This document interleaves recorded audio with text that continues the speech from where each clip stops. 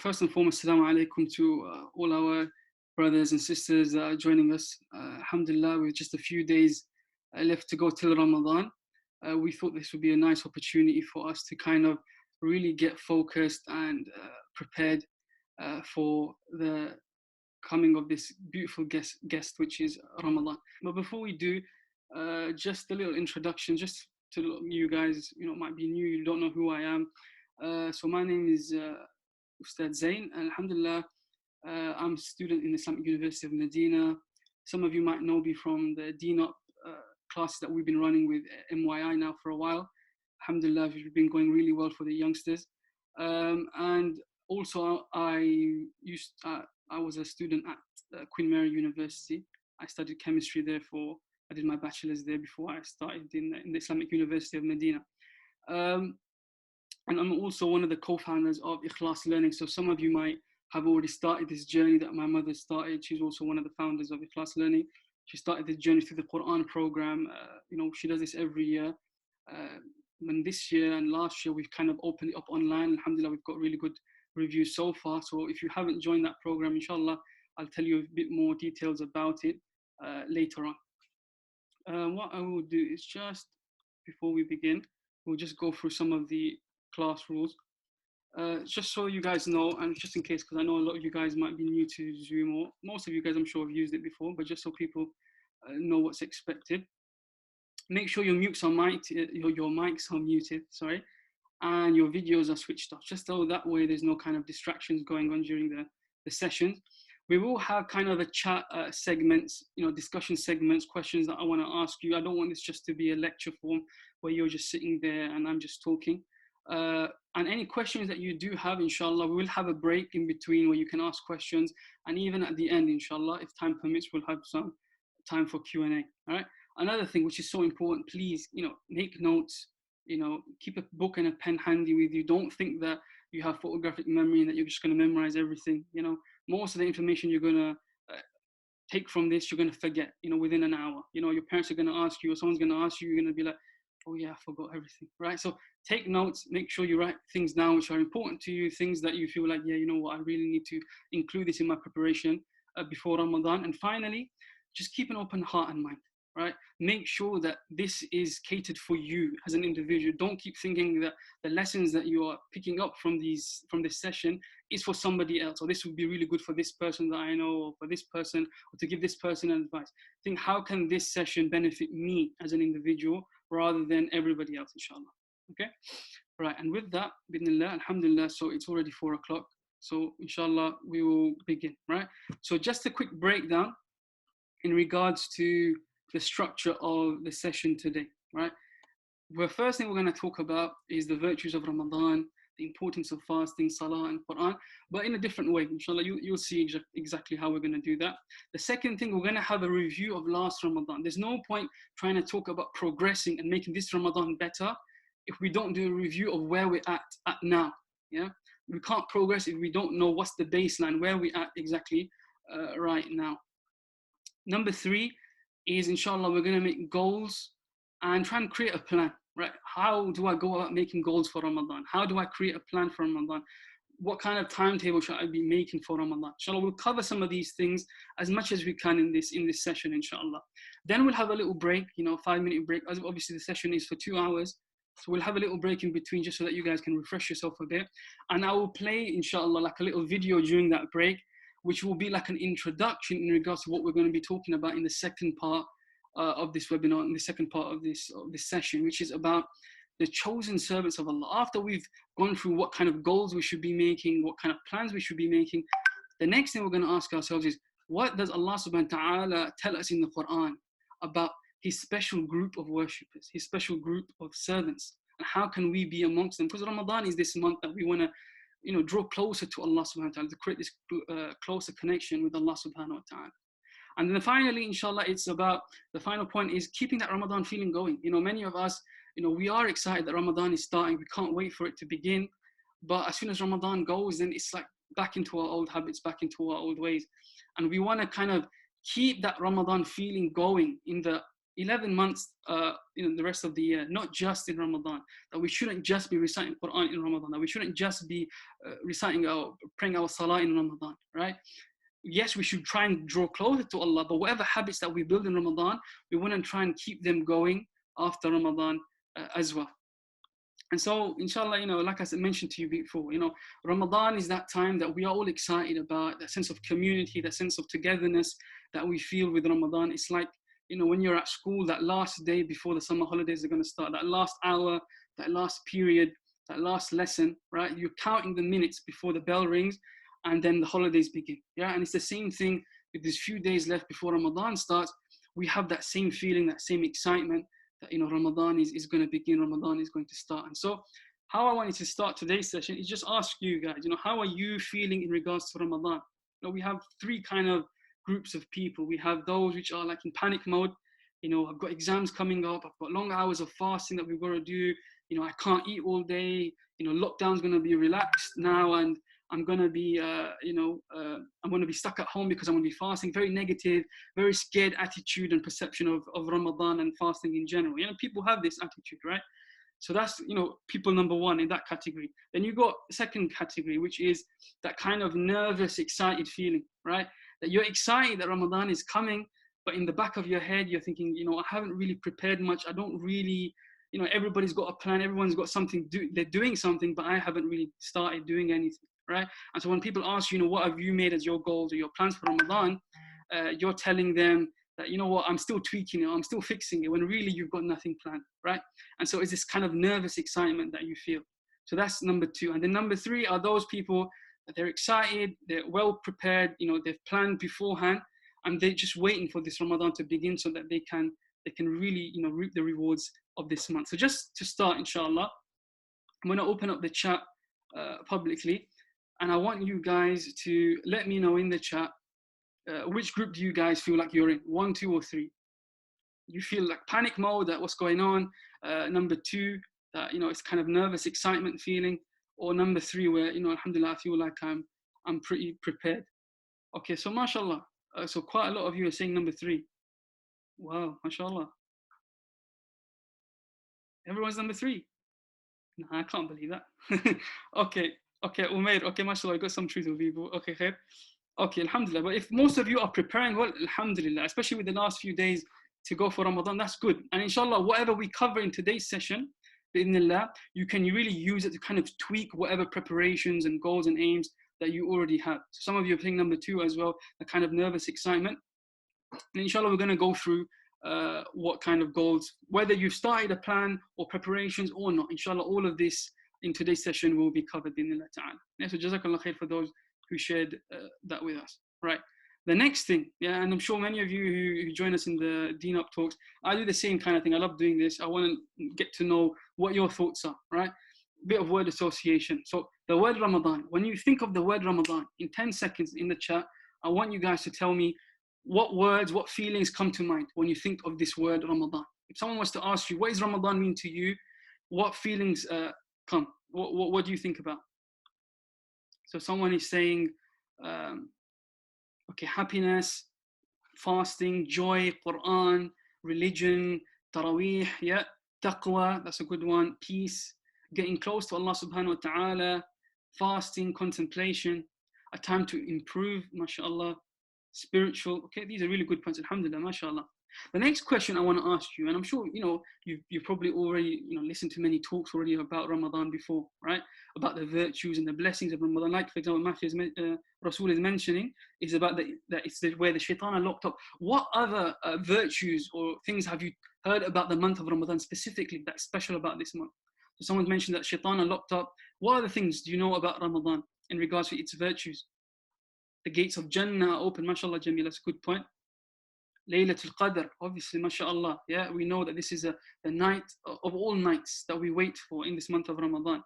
Mashallah. Yeah, alhamdulillah. These are good points. And that's exactly what you've mentioned. And some of the hadiths of Prophet ﷺ, he tells us that the sins, from one Ramadan to another are expiated, are forgiven, the sins in between them, right?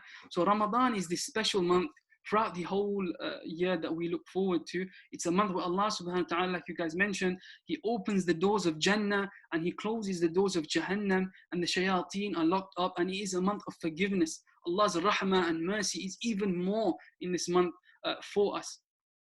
So mashallah, these are some really good points. The next word, right? You said fasting for Ramadan, but let's go a little bit deeper now, right? So what feelings, what words, what feelings come into your mind when you think of the word fasting? Yeah, what do you think about when it comes to fasting? Somebody asked you about fasting. What would you explain? Okay, someone's saying, okay, what about any points in regards to fasting itself? Poverty, yeah, so you think about poor people. Taqwa, yeah, you don't feel a sense of greediness. Abstaining, that's a good one, Hassan, mashallah. Okay, good. Yasmin is mentioning humility, mashallah, that's a really good point. Cleansing your soul, yeah, that's mashallah, yeah, and that's the key point, like you know from the ayah that is mentioned. يا أيها الذين آمنوا كتب عليكم الصيام كما كتب على الذين من قبلكم لعلكم تتقون. It is a means of God consciousness, a means of awareness of Allah subhanahu wa ta'ala, and we'll talk a little bit more about this. And in just talking about generally about fasting and in Ramadan itself, that we know from the hadith, the Prophet he mentioned that the smell that comes out of the fasting person's mouth is more beloved to Allah subhanahu wa ta'ala than the smell of musk. And it is mentioned in hadith by Imam Ahmad, he narrates that the fish in the ocean, they seek forgiveness for the fasting people. Yeah, that Allah subhanahu wa ta'ala, He decorates Jannah, every day during the month of Ramadan, and that it's a time, then He tells Jannah that this is a time in which my servants, they draw near to you. Yeah, and that we know that, like you mentioned before, that it's a time where the shayateen are locked up, etc. Right, mashallah. Yeah, another thing that we know about the month of Ramadan is that it is a month that Allah subhanahu wa ta'ala, He says that the reward for fasting is something that Allah subhanahu wa ta'ala will reward, individually. He says that fasting is something that is for me specifically, and I shall reward for it. And He said that the joy in the one who fasts comes twice. Once at the time of iftar, that we all know, right, when we're breaking our fast. And the second reward, the second meaning of joy and happiness is in the hereafter. Yeah, is in the hereafter, when Allah subhanahu wa ta'ala will reward us for this sacrifice that we do. The third word that I want you guys to kind of give me some bit more explanation is the word Quran. When you think of the word Quran related to Ramadan, what does it mean to you when you hear this word Quran? If someone, your non-Muslim friend, wants to ask you, what does Quran mean to you? What would you say? How would you explain it? What words would come to mind? Put it in the chat, inshallah. It's a holy book, yeah, okay, it's divine, it's a speech of Allah subhanahu wa ta'ala. I like that Usaid mentioned, it's a sat-nav to Jannah, yeah, so it's a means, an instruction manual to Jannah, mashallah, a message from Allah subhanahu wa ta'ala. These are good points, alhamdulillah, mashallah. It will be as a means of a witness on the day of judgment, mashallah. This is some virtues of Ramadan. We know some of the virtues, yeah, that every letter that you recite, you get a minimum of 10 hasanat. Yeah, that will be said for the reciters of the Quran, the huffaz of the Quran on the day of judgment. Iqra, that recite and raise in your ranks in paradise for the verses that you used to recite in this dunya. Yeah, and we know from one of the narrations that he mentions that both fasting and the Quran will come as a means of defending a person on the day of judgment. That they will say, Ya Allah, Ya Rabb, that I prevented your servant of yours from eating and drinking. Yeah, and the Quran will say that, Ya Rabb, that your servant was reciting these words in the night, that I kind of stopped him from his sleep, to recite these words of yours. So they will defend a person, they will intercede for a person on the day of judgment. Yes, it's also a means of shifa as well, mashallah. There's some good virtues, mashallah, that you brothers and sisters are mentioning. Yeah, the last kind of word association that I wanted to kind of talk about is the word taraweeh. Okay. What words do we think about when we think of Taraweeh? What feelings come to mind of Qiyam al-Layl, of Tahajjud, of Taraweeh? What comes to our mind? Inshallah, let's put some of these things in the chat. Family, okay. It's something that's long but rewarding, okay. Staying up late, it's a means of sacrifice. You get extra rewards. Yeah, good. MashaAllah, these are all good points, right? I thought you guys would mention a few of the more kind of physical ones, yeah? That, like one of you guys mentioned, it's long, you might feel like it's something that, my legs start hurting a lot in salah. It's a means for some people to just think about, start planning the next day in their head, while the Shaykh Imam is reading the salah. they're already planning, okay, what am I going to eat tomorrow? Or, what am I going to eat for suhoor? They're already planning in their mind, right? These are the things sometimes, on the general, I'm being realistic, right? Alhamdulillah, mashallah, we've got a lot of people here in the group who are youngsters. So let's be realistic. These are the things that a lot of people think about. And I know some people who even told me that they're playing like a scene in their head from a movie or something that they've been watching, right? These are normal that people do because they don't have that khushu, that tranquility in their prayer, because they don't understand what's being recited. Yeah?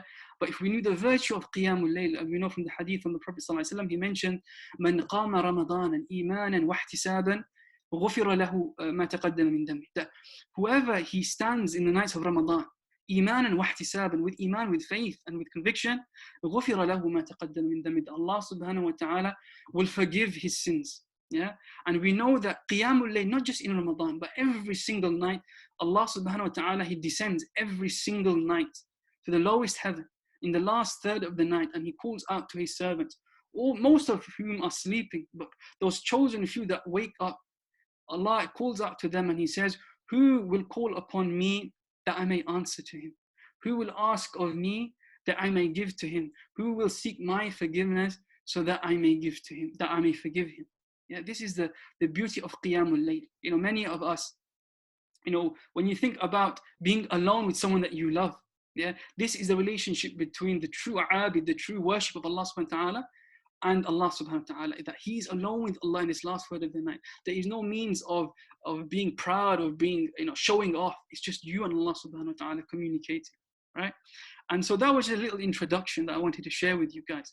And so let's talk about, inshallah, some other things about the significance of this month of Ramadan that many of you have already mentioned, during the chat, alhamdulillah. Yeah, like we've mentioned that it's a means where the shayateen are chained up, the doors of Jahannam are closed, the doors of Jannah are open. We have Laylatul Qadr in this month of Ramadan. The Quran was revealed in this month. Yeah, that it's a means of forgiveness and reward, where Allah increases these things for us. Yeah, but one of the key things I want you guys to understand, brothers and sisters, is that this month of Ramadan is where Allah is basically giving you a blank check. He is telling you and me that you decide, based on the actions that you do in this month, how much you want to reap of reward. Allah is giving you and me a blank check. You can decide whether you just want £1 or whether you want £1 million or £1 billion in this month of Ramadan. But it is with the condition, it's based on your actions that you do, and with the condition of sincerity. How sincere were you in your fasting? How sincere were you in your recitation of the Quran, in your Qiyamul Layl, in your tahajjud? Was it means of bringing you closer to Allah subhanahu wa ta'ala? Or was it just something that you did because everybody else was doing? Or was it just something that you're doing because my parents are watching, so I just need to do it? Is it that's just that cultural element that we do because everyone in our family is doing it, everybody else is doing it? And so, this whole program, I titled it Ramadan, the month of transformation. And I mentioned this before, even with the brothers that do the Deen Up youth talks with me. I've mentioned this quote before, is that there is a version of yourself that you haven't discovered yet. Yeah. And in Ramadan really is this month that Allah subhanahu wa ta'ala wants you to understand your true potential. Yeah. Where you can really progress towards this person that many of us feel like we cannot be, but Ramadan proves to us that we can be something better than we even believe of ourselves. Think of the things that you struggle in, the sins that you commit, the bad habits that you have, the things that you keep telling yourself that you can't do. For example, you might find it hard to pray 5 times a day. You might find it hard to recite Quran on a daily basis. You might find it hard to stay away from certain sins. But Allah subhanahu wa ta'ala in this month of Ramadan is telling us, and He's showing us, that not only will you be able to do all of these things, but you will be able to do even more than this. And so we need to ask ourselves that what life lessons do we learn from fasting in general, and also what life lessons do we learn from Ramadan, right? The first thing, inshallah, that we learn from fasting and in Ramadan is the idea that if we have a correct mindset, anything can be possible with Allah subhanahu wa ta'ala's help. Forget the haram. Yeah, Allah subhanahu wa ta'ala in this month of Ramadan has made certain things that are normally halal for us. He has forbidden us to do these things. Yeah. For example, yeah, you see that big pile of pancakes there, which look really good, right? On a normal day, yeah, tomorrow morning, you might think just right, Sunday morning, I want to make those pancakes. Yeah, it's fine. There's no issue with that. Ramadan comes, you still want to make those pancakes after Fajr. You can't do that. It's haram for you. It's refrain. You can't do this anymore.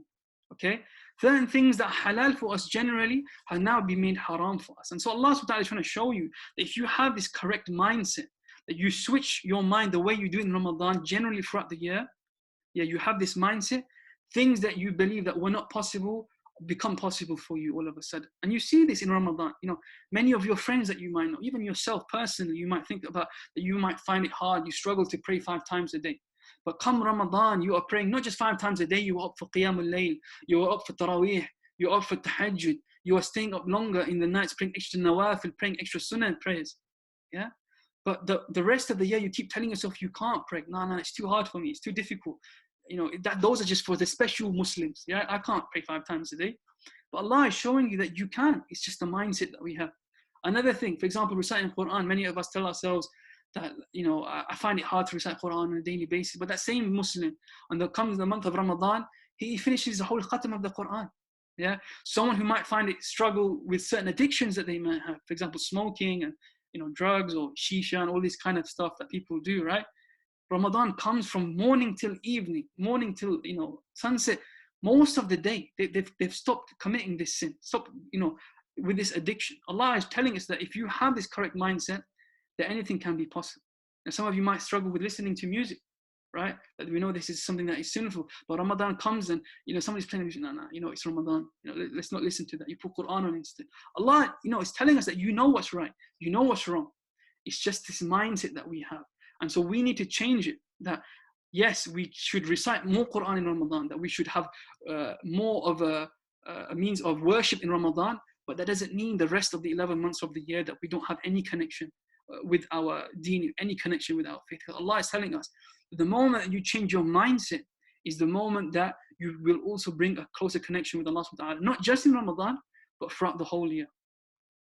And what's the second thing? So the first thing was having a correct mindset, yeah, that you can achieve anything. Yeah. The second thing is the power of visualization. You see this, you know, this nice plate of, you know, like khabza or kind of biryani that you have, right?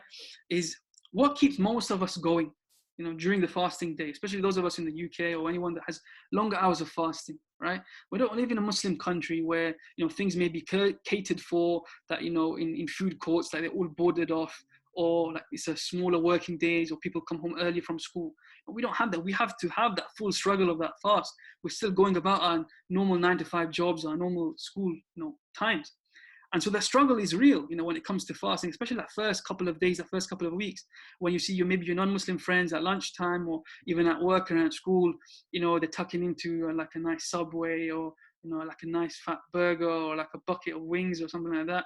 And you're just looking at it and you're telling yourself that if only if it wasn't Ramadan, if I wasn't fasting, I would demolish that, you know, within a second. Yeah. But what's keeping you going? You know, what's stopping you? What's refraining you is that thought telling your head, it's only a little while longer, a few more hours, just a little bit longer till iftar time. Yeah, it's only a few more hours till I can break my fast, and I have that reward of food, of iftar, that I'm going to break my fast with. As we mentioned, that one of the joys of fasting is obviously the iftar, of breaking that fast, right? And we need to think of this in a bigger picture, in a bigger way. That Allah subhanahu wa ta'ala, the same way with the fasting, that we look forward to it, telling ourselves, refraining from these, you know, this desire of eating, by telling ourselves only a few more hours, only a little while longer. We need to have the same feeling, the same mindset when it comes to sins in general, right? We need to keep telling ourselves, when those times come where you see someone that you feel attracted to, when, you know, any sin that you have and shaitan makes it look beautiful to you, right? That you keep telling yourself that Jannah is only a few days away. Jannah is only a little while away. Right? And so that struggle, that hardship from refraining becomes that much easier, because you know that Jannah is something that is close, not something that is far away. Which shaitan, he tries to do with all of us. He makes us feel and act as if Jannah is years away. You know, you don't worry about that, you know, and it becomes something that, you know, it's just a fairy tale. Or Jannah is that place where, you know, you have palaces and it's gold and silver and there's rivers that you have, and it becomes like a fairy tale, you know, something that you just tell people to make them do something good, you know, all of a sudden now, as if it doesn't exist. And so that's why make this Ramadan a month where you begin to learn more about what is awaiting for you in Jannah, what is the rewards of Jannah. Read the Quran, these surahs like Surah Al-Rahman, Surah Al-Waqi'ah, Surah Al-Insan, Surah Al-Haqqa. At the end of the Quran, where he mentions these beautiful descriptions about Jannah, about paradise and what's awaiting for us, there's a beautiful poem by Ibn Qayyim, called An-Nuniyya in Arabic. And if you type it on YouTube, if you write description of paradise, he mentions an amazing description of the first moments that you enter into Jannah. Use this month of Ramadan to understand, to visualize this reward. And once you visualize that reward, the sins that you find hard to stay away from become easier all of a sudden, because you have that goal, that insight. Right? And that's the second thing. The third thing, like many of you mentioned, is sincerity, is ikhlas. Yeah, that we need to have sincerity, and we know from the verses mentioned that لَعَلَّكُمْ تَتَّقُونَ, the true purpose of fasting is having taqwa, of having God consciousness of Allah subhanahu wa ta'ala. Yeah, and how is fasting related to sincerity? How do the two go together? You can have two people doing any act of ibadah, whether it be praying salah. Right? One person prays the salah for Allah subhanahu wa ta'ala. The other one, is Ramadan comes, is in front of other people. He goes, in sajda that little bit longer. He does that little bit more. Why? Because he knows people are watching. He wants people to think that, look at this abid, look at this worshipper, right? He wants to show off in front of other people. Yeah. When it comes to reciting Quran, some people may recite to share the words of Allah subhanahu wa ta'ala, to have this sincerity in this. Yeah. However, there are some people that do this just so that other people can praise them. They say, look at this qari, look how beautiful his recitation is, and they feed off that praise. There may be people who give in charity for the sake of Allah subhanahu wa ta'ala. But there may be people who give in charities just so people think, look how generous this person is, look how much wealth he has. Yeah. But when it comes to fasting, like we mentioned to you before, you can go a whole day of fasting and nobody will know. Nobody would know. And you think to yourself, what really benefit, just on a worldly scale, do I get from fasting? There is no worldly benefit. I'm not eating, I'm not drinking. Two things that I love to do, I can no longer do. Yeah. And so there is no worldly benefit, when it comes to fasting as such. But that reward is waiting for us with Allah subhanahu wa ta'ala. And that's why Allah says that fasting is for me, and so I will reward for it personally.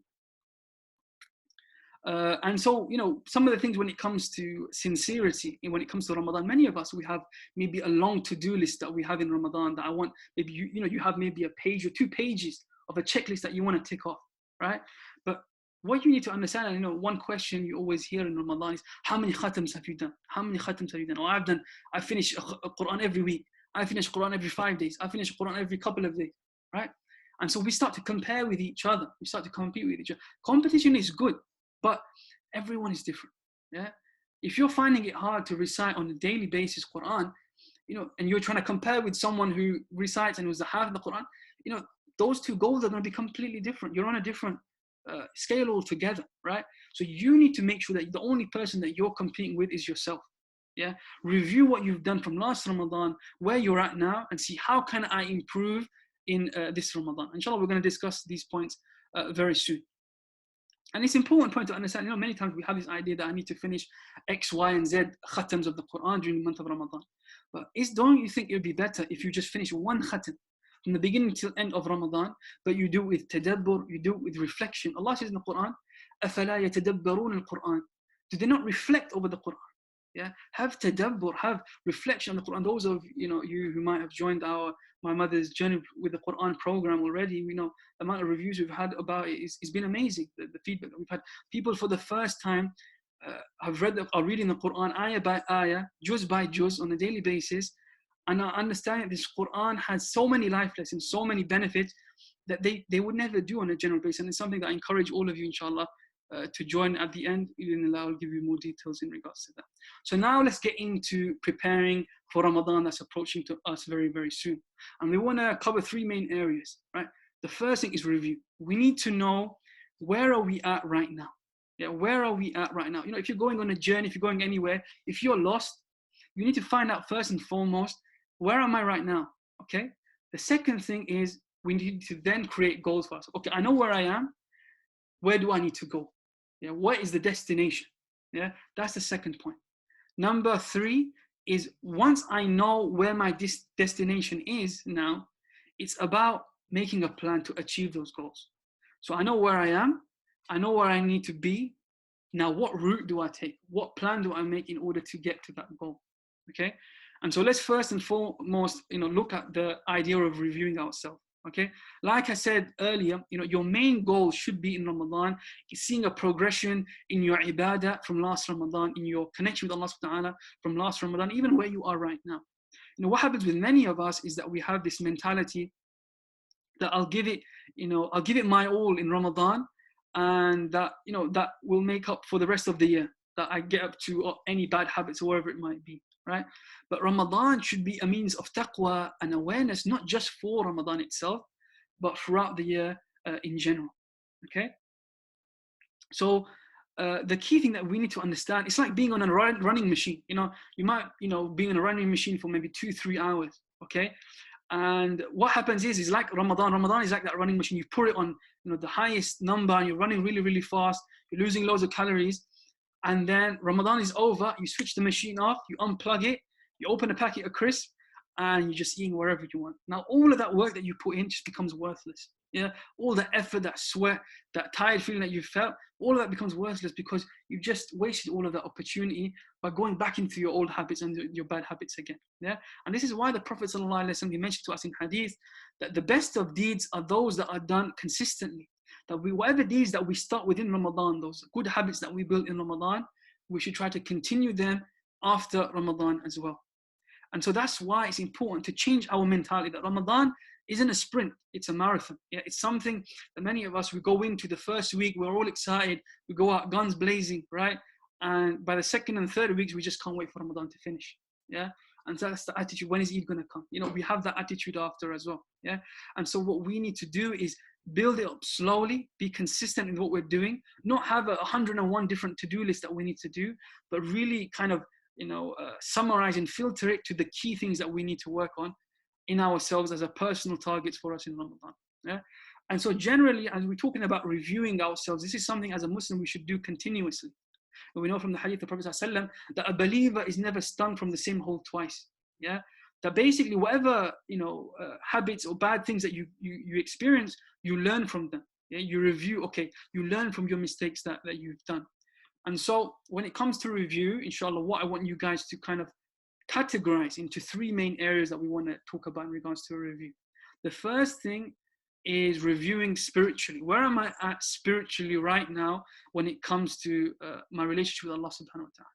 Yeah, in regards to my ibadah, my acts of worship, Quran, etc. We'll talk about that. The second thing is physically. Where I'm at physically. What's my sleeping routine like? What kind of foods am I eating? Yeah, these kind of things, inshallah. Socially, what's my relationship like with my parents, with my family? Am I just one of those people that just stay up in my room all day? My parents don't see me till the evening when it's just time to eat food. Do I do anything within the community? Is there any charities that I'm involved with? Any acts, that I'm doing for others, not just for myself? Many of us in the society that we live in, we have this idea, it's me, myself, and I, this singular, selfish attitude that we have. But Islam tells us to have a very different attitude, that we should always try and do things for others. So let's break these down. Let's go through each one in a bit more detail. So the first thing, spiritually, right? And I want you guys to write these questions down and inshallah really kind of think about it. Yeah, is first and foremost, am I fulfilling my obligations? We need to prioritize first and foremost our 5 daily salah. Yeah, many of us, Ramadan comes, we're not praying our daily salah. Yeah, we're not in the habit of praying our salah. We sleep all day.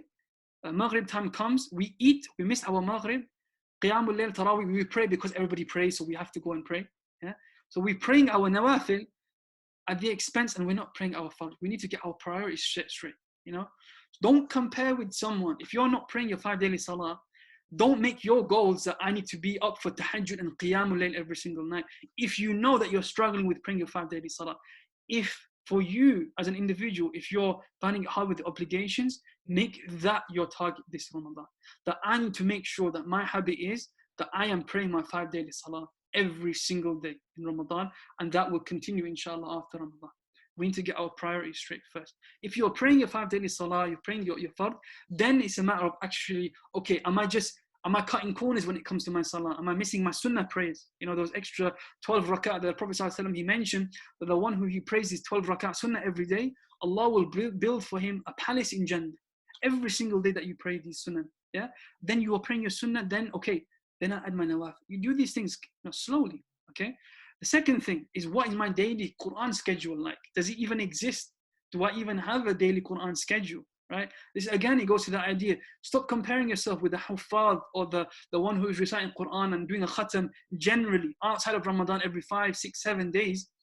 If you're finding it hard to recite Quran on a daily basis, rather than finishing 2, 3 khatam, just make it a goal. Okay, you know what? Every single day, I need to finish X amount of pages, or I need to finish a juz every single day, and you break it up, inshallah. Yeah, by that. Another thing is, what acts of worship do I enjoy? Yeah. What things do I find easy to do? Some people, they love to recite Quran. Yeah. Some people love to stay up in the night and pray Qiyamul Layl. Some people love to do acts of charity. Everybody is different. What are those things, those means of reward that you love and you find that it's very easy for you to draw close to Allah subhanahu wa ta'ala with? Why do I say this? It's because it's those things, those are like your prime time. Yeah, those are those things that you can do very, very easily, and it's a big means of reward for you. And everyone is different in regards to these things. And then the opposite. What acts of worship do I find difficult to do? Yeah. And again, these things are different. Some people love to recite Quran. Some people find it very hard to recite Quran. Some people find it very easy not to swear, to say bad language. Other people might struggle. They might have a bad habit of using bad language. Some people find it very easy not to listen to bad things or to watch bad things. Other people struggle, right? Everyone is different. So we need to think about these things. Okay? So inshallah, try and think and make notes about these few things. The next thing is physically now. Okay? Again, ask yourself these questions. Is, what food was I eating that really helped me in my worship? Yeah, and you might think, what's food got to do with worship, right? And we all know, we've been there. Ramadan comes, we go to a family relative's house, iftars come, you got biryani, you got the pakoras, you got the samosas, you've got everything, it's food galore, right? You got kebabs, kanafa, everything's there, okay? And you're just scoffing your face, okay? And you're telling yourself, after Ramadan, now all of a sudden you're feeling really tired. Just 5 minutes, I'm just gonna go sleep for 5 minutes. And then I'm gonna wake up. I promise I'm gonna wake up. Okay? And then you go to sleep, and before you know it, it's Fajr time. Yeah, Taraweeh, the nights, which are the means of reward in this Ramadan, is known for its nights of worship. You missed out the opportunity. Food is an essential part. And personally, I know, being soon in Medina, I remember the first year when I was there, I did my first Ramadan there, right? And I remember being in the Haram, I would be there from Asr till Suhoor time. Yeah, because the university was far, I would be in the Haram area, pretty much the most of the day. But I had to be very careful what I ate, what I drank, how much I drank, because I knew, I was one of those people. I liked a specific spot that I had in the Haram. Even to this day, I'm in Masjid Nabawi, I have my spot that I pray salah. Yeah, wherever it is. Okay, and so I knew that if I ate too much, if I drank too much, Zamzam, wherever it might be, that I'd have to go to the toilet, and then my spot would be taken, or I'd have to pray outside. Yeah, so I had to be very careful. Yeah, if I was going to stay and up during the nights of worship, I need to be careful what I ate, what I drank. Yeah, am I going to eat loads of sugary food, loads of high carb food that I know I'm going to feel really tired, or I'm going to stick to just the plain food? And you see, subhanAllah, in the Haram, just some dates, some yogurt, some Zamzam, and some Arabic coffee to keep you going during the night. Wallahi, that's enough. It really is enough for you to keep you going through those acts of ibadah, for those acts of worship during the month of Ramadan. And the other thing that we need to ask ourselves is when it comes to what kind of food fills me up. Like we mentioned, like about sugary foods and high carb food, that taste really nice for us, but they aren't really, foods that are going to sustain you throughout the whole day. Especially many of you might have exams. I've been there. I have my exams this year in Ramadan, throughout Ramadan. The first 2 weeks of Ramadan, my exams are there. So many youngsters have this excuse. Well, and married parents, they come up with the excuse, my son's not going to fast this Ramadan because he's have exams. That is not an excuse for your son or for your daughter to miss a fast. You will be sinful if you miss your fast. Allah will not accept that. Ya Allah, I had my GCSEs, I had my A-level exams, so I missed my fast. You will be sinful for that. Yeah. So be very careful when it comes to things. You have to prepare beforehand. Yeah. This is why preparation is so important. What kind of foods are you eating for the morning? If you're eating really salty foods, eating very sugary foods, you're going to be very thirsty throughout the day. You're going to be very hungry throughout the day. Yeah. So we need to be careful about these things. The last thing is about your sleeping routine. Many of us, many youngsters, the nights of Ramadan aren't nights of worship.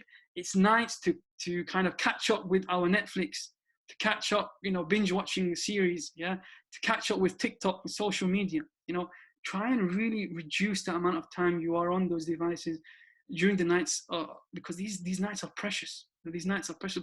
How many people, even till now, have been passing away day by day, and Ramadan is drawing closer and closer. Many of us do not know if we're going to even come to Ramadan itself. So inshallah, many of us make dua that all of us, will be able to see this Ramadan. But we need to make sure, even within Ramadan, we don't let it go to waste, rather than wasting it on our phones and our devices. The third thing is in regards to social things, right? This is also very, very important. So what's my relationship like with my parents? Am I, or with my siblings, with the community around me? Am I that person when I'm fasting that everyone in the house has to be very wary about me, about my mood? That they're gonna, if I do anything, if they do anything to me, they're gonna unleash the beast. Yeah? They're gonna unleash the monster. Yeah, that I get very hangry. Right? We all know that phrase. Yeah. Are you someone that's upstairs throughout the whole day? Just on your PlayStation, on your phone, on your laptop, just talking with your friends. Yeah, throughout the whole day while your mom's in the kitchen, or your parents have had a long day and they're preparing for iftar, that you don't help them, you don't try and make their life easy for them as well. Are you someone, even with your siblings, you just keep fighting with them, keep arguing with them?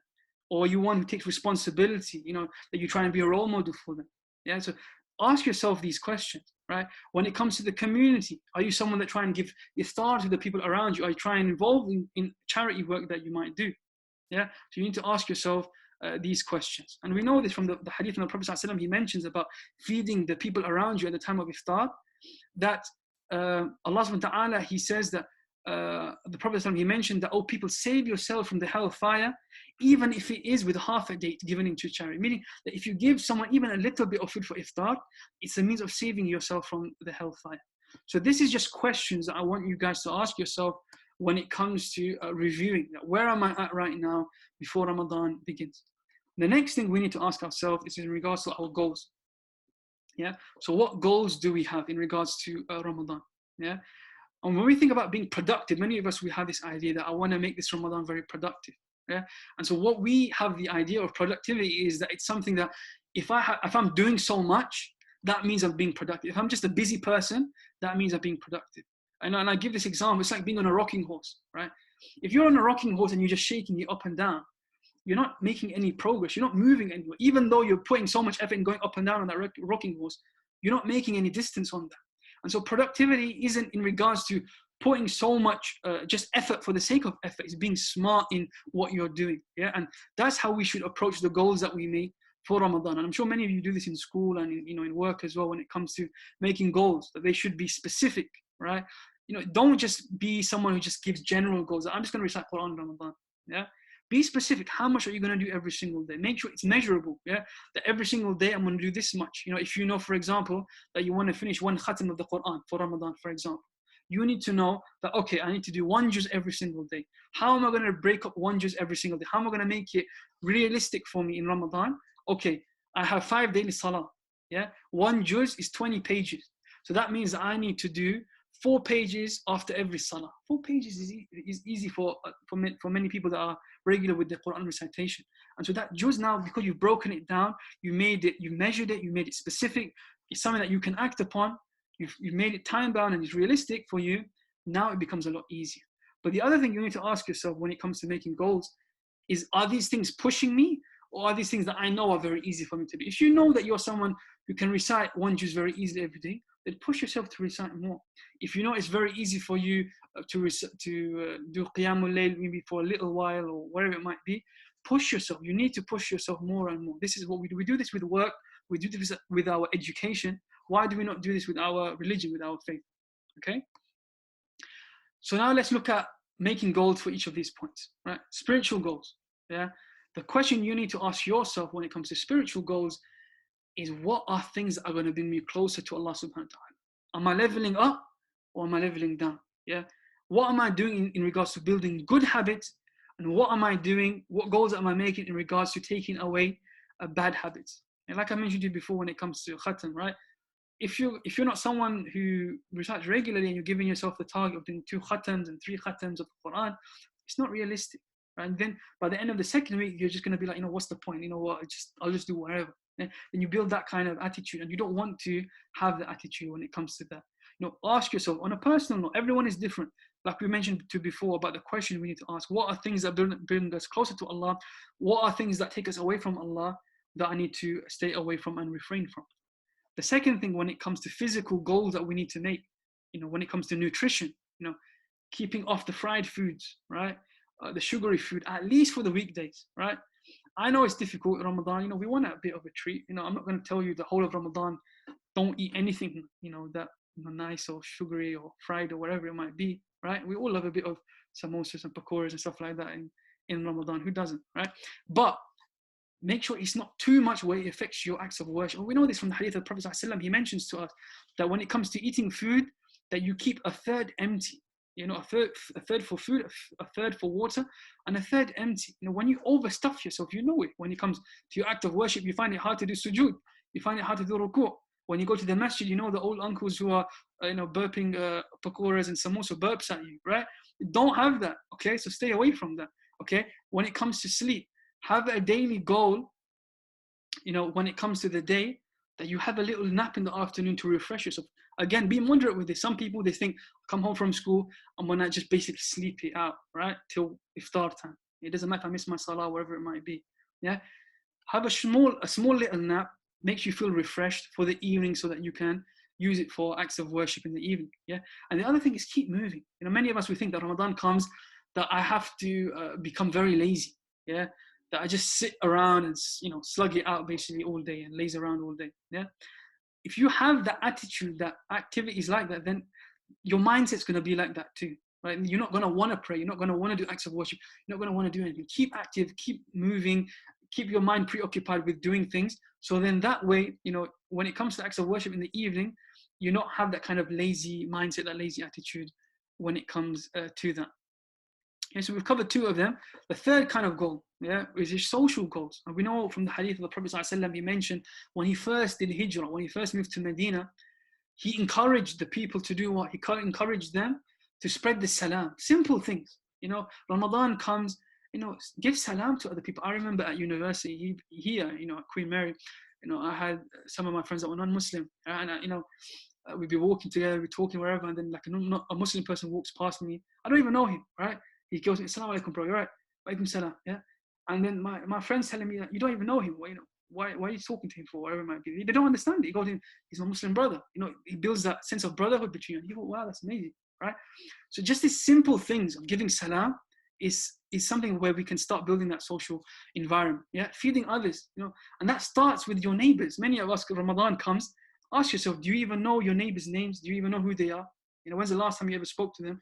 Not just if they're Muslim, they're not Muslim as well. Who says that you only have to give iftar to your neighbors if they're Muslim? Yeah, being non-Muslim is, is an even better opportunity for them to understand more about Ramadan, for them to understand what we actually do, rather than them having an idea, or we don't really know our Muslim neighbors. That Abdul or that Muhammad's a bit weird at home.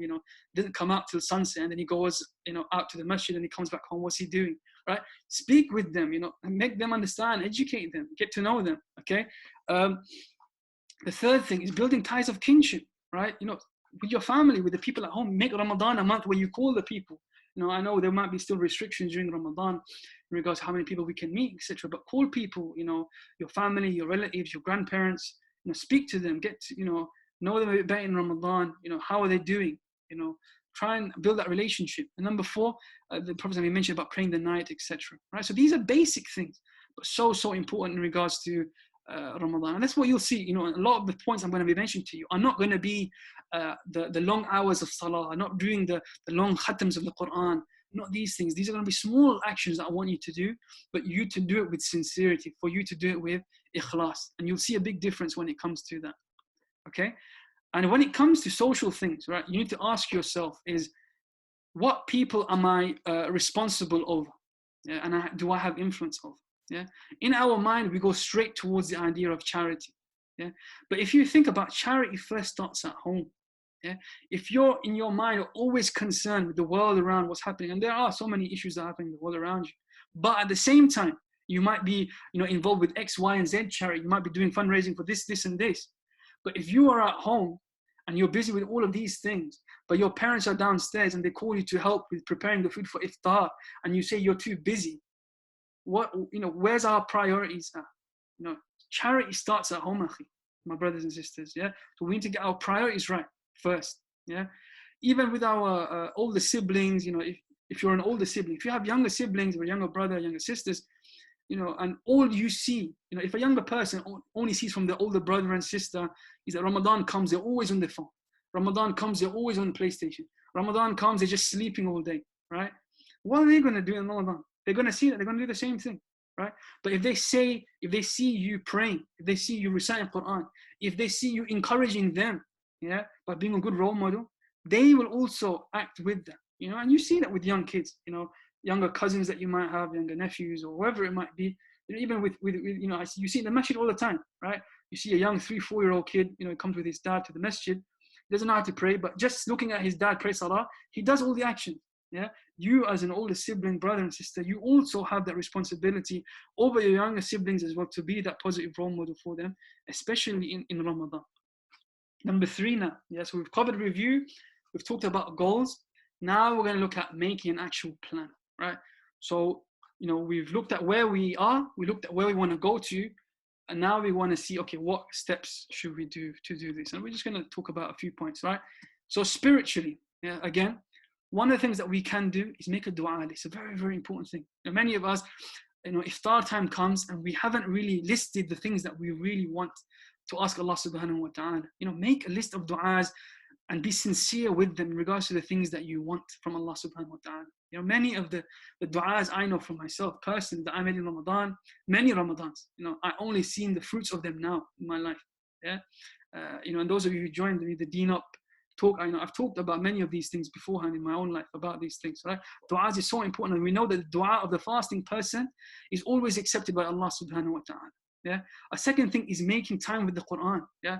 Make a daily schedule, a specific time that you have where you will sit down to recite the Quran and to reflect and understand the Quran as well. Okay. The third thing is maybe make a pot in your house for sadaqah. Every day, a little bit of money, you just put a little bit of coin here, a coin there, or a few pounds here, a few pounds there. Even, many of you, if you have a bank account, on these different apps that you have, you can make a little pot for sadaqah. Every day you put a little bit of money towards it, Do that. These things are really, really beneficial, so that every day you've been consistent with these good acts of bringing yourself more and more reward. The other thing is, and sometimes people don't think about this, is actually have some clothes that you wear for your act of ibadah. And I see this a lot. When I went to Morocco, the thobe that they wear goes over the normal clothes that they wear, right? And you see this, subhanAllah. Why? Because ibadah is something that, it's a uniform now. It's something that is time between me and Allah subhanahu wa ta'ala. And having that uniform gets you in that mindset. So these are all little tips, inshallah. And you see this from even Imam Malik, when he would give a dars for hadith, before he would go to give his dars, he would make sure he wore his best clothes. He would put on the best perfume on. He would make sure he would even have a ghusl beforehand. Yeah. So these are all things that we should try and do, inshallah, to build that better spiritual connection. Okay. The other thing, when it comes to physical things, is make a meal plan and a shopping list. Yeah. We've all been there. We've been shopping with our parents, or even our parents, we go shopping, anyone, right? And, iftar time's in an hour or two. Okay. And you haven't wrote down what you need to get. So you end up getting what you want to get, right? So rather than doing a £20 shop, it ends up being a £100 shop. And half of the stuff are just chocolates and crisps and just junk food. Half the stuff you didn't even need in the first place, but you went through the crisp aisle and what, that'd be really nice to eat today, or that fizzy drink, or those chocolates, right? And you can't even eat half this stuff when the time of iftar comes, right? So make a shopping list, make a meal plan for yourself about Ramadan. Keep to low carb and, stay away from the sugary kind of dietary food that we have, fizzy drinks and that kind of stuff, okay? Why? Because we know it affects our acts of worship, it affects our acts of ibadah. When it comes to salah, when it comes to qiyam, when it comes to reciting Quran, we become very sluggish, we become very lazy. Yeah. Simplify your iftars. I see many houses, even when I was in Saudi Arabia, iftar was something very, very simple, right? Even if you go to someone's house and iftar, it would be just some soup, just some dates. Many of us in our Asian culture, so what, soup for iftar? I can't do that. It has to be, pakoras and samosas. Even if you're going to eat those things, have those things after you've done your qiyam, you've done your your thing. Don't break your fast immediately with those things, okay? Because it'll affect your nights of worship. And again, make a sleeping plan for yourself. Have a bit of time for sleeping in the afternoon. Have some time when you sleep, maybe even in the evening itself. If you know you're just going to waste time on your phone in the evening rather than ibadah and you feel yourself feeling tired, go to sleep for an hour or two where you feel more refreshed, and then you can carry on with some worship. Then about socially, right? Ask yourself these questions. How can I help my family, my friends in Ramadan? When it comes to helping preparing the iftar, helping around the house, ringing around family and friends, they'd be sending, hadiths or motivations about Ramadan. Make a group maybe with your friends, even to help motivate each other in Ramadan. Maybe a WhatsApp group. We have WhatsApp groups with about 101 other useless conversation that we have, these banter groups that we have with our mates. Yeah, let's have a Ramadan group that we have with our friends as well, that we can help motivate each other as well. Yeah. Other things, for example, is make an intention to be consistent of act of charity that you do. It doesn't have to be monetary. It can be with your knowledge. It can be with physically things that you do. Another thing is have family time. I can't stress this enough. Have time, especially between Asr and Maghrib. That last hour before iftar, make that an hour where your family sit together.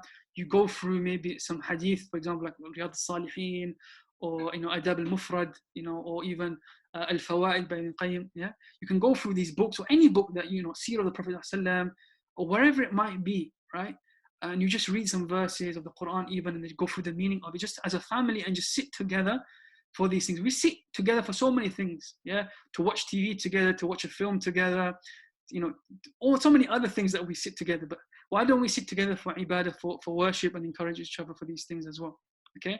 And finally, inshallah, we will have a break in the next 5 minutes. So just to finish off this first section about in regards to preparing for Ramadan, it's about auditing our time, right? Making some sort of timetable for us in Ramadan. Yeah. And so how do I go about doing this, right? First and foremost, start with the priorities. Okay. Break up your day into the most important things, which is suhoor and iftar and your 5 daily salah. Yeah. And obviously qiyam at the end. So you got to wake up for suhoor, and we know many people they miss this suhoor. The Prophet he mentioned in hadith that take the suhoor meal because there is blessings in it. If a doctor told us to eat at a specific time, or if we're an athlete and our coach tells us to eat at a specific time, we do it. Prophet ﷺ tells us to eat at a specific time, and he's like, well, it's only sunnah. Yeah, make use of these sunnah. Yeah, eat a suhoor meal that will sustain you throughout the day, especially if you've got exams, especially if you've got work, you've got things that you need to do throughout the day. You need something that's going to maintain you throughout that day. Yeah. So that's the first thing. Yeah. Then you got obviously your 5 daily salah that you do. Then what you do is look at your day, and you're going to have certain times where you're going to be busy, whether it be at work, whether it be at school. During that time, you can't do anything specifically. But even then, be clever with your time. At break times, at lunch times, you can't eat. Why don't you use that time to recite Quran? Why don't you use that time, even as a group? I remember, Allah bless the brothers, I remember even in secondary school, mashallah, that we had a good group of brothers. And some of those who were memorizing Quran or Hufad, we would sit together sometimes if we were fasting, and we would just test each other on Quran. Yeah, so we would do a review. We would sit in a little halqa. And I know this a lot, in a lot of Somali culture, they do this when it comes to muraja'a with the revision. And it's a beautiful way that they do it. Is every person in the halqa, they recite one ayah. Or even between the teacher and the student, is there what the teacher recites an ayah, the student recites the next ayah, and they keep doing it like this. Do this. Why not? What my friends are going to look at me? Why would you think so? You're getting ajr, you're getting reward. Why do you care what other people think? Yeah, that's one thing. Yeah. Then after, when you come home from school, ask yourself, okay, what is my prime time that I know that I'm going to be most energetic, that I'm going to be most productive? Use that time to do your main acts of ibadah, in the daytime. Yeah. And then obviously before iftar, take out maybe an hour or 45 minutes where it's not in the kitchen, where it's not preparing iftar. All that should be done beforehand. But that last hour, that last 45 minutes should be solely you making dua and asking Allah subhanahu wa ta'ala for things that you want. Yeah, that should be the time for iftar. It shouldn't be on TikTok. It shouldn't be on social media. Any of those things, try and keep that away during that end. Yeah, and then obviously Isha and Qiyamul Layl. Think of other things that you might do. You might be working all day. You might be in school and you've got exams that you need to revise. Maybe the only time that you might have is during the night times. right? A little, maybe an hour or two, but make that hour and two count. Put the quality in that hour or two when it comes to Ramadan, when it comes to those Qiyamul Layl. Okay, so with that, inshallah, I want to ask you now, after we've gone through this review, after doing this plan, after going through all these points, how are you guys feeling now? Inshallah, I'm going to open up the chat again. 1, 2, or 3. 1, I'm still a bit scared. 2, I'm okay. 3, I'm feeling good now. Alhamdulillah, I'm feeling good. I feel like, I can start getting a plan together for Ramadan. Alhamdulillah, mashallah, it's good to see everyone's been benefiting. Okay, mashallah, mashallah. Okay, so what we're going to do, bi'idhnillah ta'ala, is we're going to have a little break. Okay, now we're on the second part. Yeah, and I'll be honest, I've been really looking forward to talking to you about these verses as well. There's so many lessons, so many benefits, and we might go a bit over, but I promise to you, inshallah, it will be worth it, inshallah ta'ala. These are some amazing verses. Okay, so like I mentioned, these are verses from Surah Al-Furqan. So the last page and a half of Surah Al-Furqan, these are the verses which talk about Ibad al-Rahman. And Allah is basically saying that these are Ibad. Ibad meaning servant, a special group of servants. Who are they? The Ibad of Ar-Rahman. Allah could have said that they are servants of Ar-Rahim, Al-Malik, Al-Qudus, of any other of his beautiful names, but he chose that they are the servants of Ar-Rahman. Why? Because these are a special group of people that Allah subhanahu wa ta'ala's mercy is always open for them. Yeah, and there are about 9 or 8, I need to double check, I think it's about 7 or 8 different categories that inshallah we're going to go through. Yeah, and you heard from them, maybe roughly you've got an idea if you were paying attention to the video and looking at the meaning. And so we're going to go through each verse individually to understand what lessons we can learn from. And based on what we've talked about in the first part about making goals and making targets for ourselves, look at these verses and ask yourself, which category do I fall into and which category do I need to work on to be amongst these Ibad al-Rahman that Allah is mentioning. So he says, and he starts, وَعِبَادُ الرَّحْمَنِ الَّذِينَ يَمْشُونَ عَلَى الْأَرْضِ هَوْنًا وَإِذَا خَاطَبَهُمُ الْجَاهِلُونَ قَالُوا سَلَامًا. Yeah, Allah says that these are servants of the most merciful. Who are they? First of all, he says that they are those who, when they walk on the earth, they walk hawna, they walk easily. وَإِذَا خَاطَبَهُمُ الْجَاهِلُونَ قَالُوا سَلَامًا. And then when they face any kind of jahil speech, any ignorant speech, their response is a response of peace, is a response of salam, okay? And it's something that we need to understand. What's the first category Allah is mentioning are those group of people that control their anger, that control that sense of pride and ego. Yeah, and we've all been in this scenario before, whether it be at school or work or driving, wherever it might be, where you have people, right, who are ignorant, who are just angry, who may be insulting in the way they talk to you, yeah? And Allah is saying to be amongst this group of people that you say qalu salama, you say words of peace to them, yeah? That you don't respond with their jahl, you don't respond with their ignorance. You don't do, well, he spoke like that, so I'm going to swear at him back because he swore at me. He shouted at me, so I'm going to shout at him. He talked about my mom, so I'm going to talk about his mom. This isn't the way Allah is mentioning of the Ibad al-Rahman. This is not the way the slave of Allah responds to a person who is ignorant. Who is a jahil? You have these people in society, yeah? People who, whatever that comes into their head, they just say it. There's no filter, right? They just vomit out whatever comes out into their mind. These are the jahil that Allah is talking about here, yeah? And so what happens is many of us sometimes, and this is more so in Ramadan, we feel it because we're fasting, yeah? And you see this more with people in Ramadan, yeah? That, something's happened. Are you one of those people that, let's say you're fasting in Ramadan and someone says something to you at school or at home, wherever it might be, and you just switch at them? Yeah, you just go into a rant, you just start shouting at them. Or are you someone that's going to calm the situation down? Are you going to make it easier? And I remember at school, I remember at secondary school as well, and we've all been there, right? Where, the class is a bit rowdy, everyone's messing about a bit, and the teacher's trying to keep control of the class, right? And sometimes you get those teachers who just shout, right? They just shout, and it doesn't really help because then the kids just ignore it. It's just background noise, yeah? I remember we had one English teacher, and he would never shout. What he would do, if ever we got rowdy, we were shouting or we were messing around, he would just start whispering. And he would talk really, really quietly. And all of a sudden, as he's slowing his voice and calming it down and talking, whispering and speaking more calmer, everyone just calms down and starts speaking quietly and just listens to what he's saying. Just automatically, within like couple of seconds, right?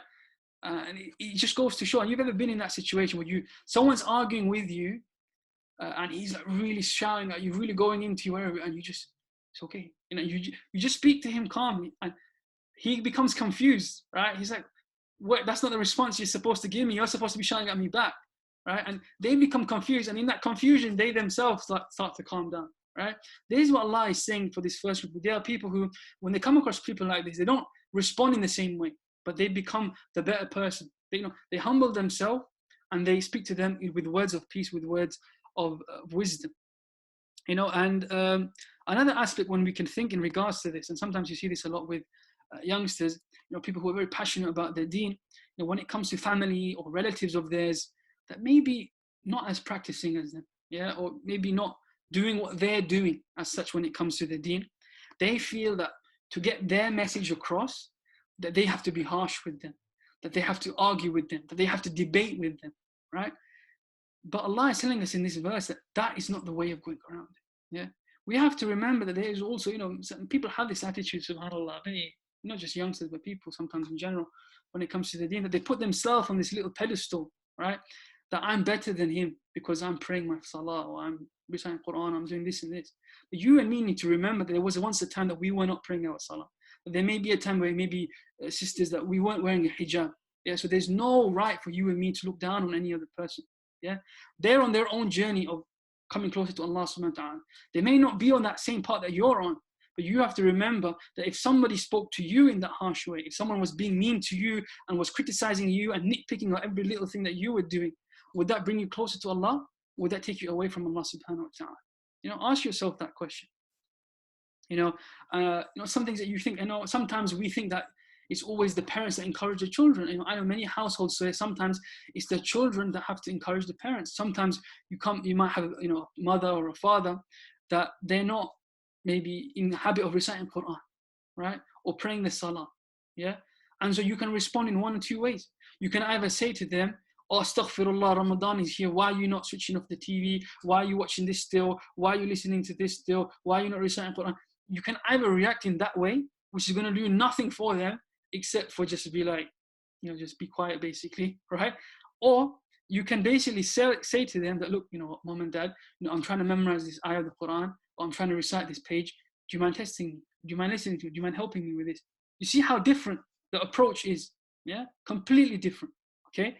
You might have, for example, your mother or an auntie or a niece or a sister of yours who struggles to wear hijab, You can either nitpick at her, and this is something you see on social media all the time, and this is a message to all you brothers out there. For some reason, we as brothers, take it upon ourselves to want to save women, right, from their own jahl or ignorance that we like to give, and we want to give them nasiha, when it comes to hijab and all this kind of stuff, wherever it might be. We want to be that responsibility, and it's a message to you guys out there who are listening. Be responsible first and foremost for the women already in your life, your mother, your sister, be responsible about them. First start with nasiha with them before you start trolling and commenting on other women on social media. So keep that in mind, inshallah. The other thing, for example, when it comes to even sisters, when you're trying to give nasiha to other sisters, right, about hijab or whatever it might be, you might say to them, astaghfirullah, don't you know it's mentioned in the Quran that you have to wear hijab? Don't you know you have to do this? Don't you know you have to do this? Or you can come with a completely different approach. You can say to them, you know what, sis, I want to try this new hijab style. Do you mind if I put it on you? Do you mind if I try it on you? You see how different the approach is, how different the person will react to that approach as well. So it's all about, this is what Allah is saying are this special group of people, that even though they come across people who may be ignorant, who might not know, they still treat them with salam, they still treat them with peace. Then we come across the second group of people. Allah, He mentions, who are these people? وَالَّذِينَ يَبِيتُونَ لِرَبِّهِمْ سُجَّدًا وَقِيَامًا. Those who spend their nights in sajda and qiyam, in prostration and in standing in worship for Allah subhanahu wa ta'ala. And many of us straight away think, well, this is not going to be me, right? This is not something that I do. But when we think about the rewards of this, even if it's just something that we can start to build a habit of once a week, not just in Ramadan, but generally, right? How amazing this would be. We know from the hadith that mentions that Allah subhanahu wa ta'ala, He descends not just in Ramadan, but every single night in the last third of the night to ask which of His servants are awake, that He may forgive them, that He may reward them. But another point that I want you guys to kind of understand is, from these categories that we mentioned, what was the first thing that's mentioned? the first thing that I mentioned, the first group of people that Allah is saying to prioritize were not people of qiyam, of sujood. They were people who had good adab, who had good akhlaq, who had good character. Yeah, Allah is basically trying to tell us that any act of ibadah that you do, the fruit of that, the thamar, the fruit of that, the benefit of that should be an effect in your behavior, in your akhlaq, in your character. Yeah, if you are doing these acts of worship and you are not seeing an improvement in your behavior towards others, in your behavior in lying, in keeping away from lying and cheating and stealing and all these bad habits that you might have, gossiping and backbiting, then there is an issue in your act of ibadah. The intention is not sincere. Yeah, that you have to go back towards that. And it's something that we have to understand when it comes to this verse here. Allah mentions in another verse, I think Surah Al-Sajdah, Allah says, تَتَجَافَى جُنُوبُهُمْ عَنِ الْمَضَاجِعِ يَدْعُونَ رَبَّهُمْ خَوْفًا وَطَمَعًا. He says that these people who toss and turn in their beds, waiting for the last third of the night, يَدْعُونَ رَبَّهُمْ خَوْفًا وَطَمَعًا, that they want to call out to Allah subhanahu wa ta'ala. Allah says, what is waiting for them? أَفَلَا تَعْلَمُ نَفْسٌ مَا أُخْفِيَ لَهُ مِنْ قُرَّةِ أَعْيُنٍ. Do they not know what Allah secretly has waiting for them? Yeah, جَزَاءً بِمَا كَانُوا يَعْمَلُونَ, a reward for those who only they knew. All right, Allah is saying here that, a way to understand this better, imagine I was going to give you guys a present or a prize, right? So I'm saying, okay, let's look at some of the participants' names here. I'm going to call you out, so don't shout at me. Okay, so we've got some, let's say I'm going to say, okay, I'm going to give Asim this prize. I'm going to give Danielle this prize. Let's pick some sisters. I'm going to give Fatima this prize. I'm going to give Hannah this prize. I'm going to give Hisham this prize. Yeah, and I say specifically the prize I'm going to give to you. You're going to be happy. Yeah, but if in all of this group, if I say, okay, Alia, I'm going to give you a special prize that no one else is going to get except for you, and this is just between me and you, okay? Everyone's going to be like, well, what's so special about this prize? Why is she getting something special, right? What has she done? These are for those of qiyam and sujood in the middle of the night. Yeah, so I encourage you all, try and really build this habit in Ramadan, to build this connection that the night isn't a time for playing social media on TikTok and wasting your Netflix series, but it's a time for you to connect with Allah subhanahu wa ta'ala. So that's the second group.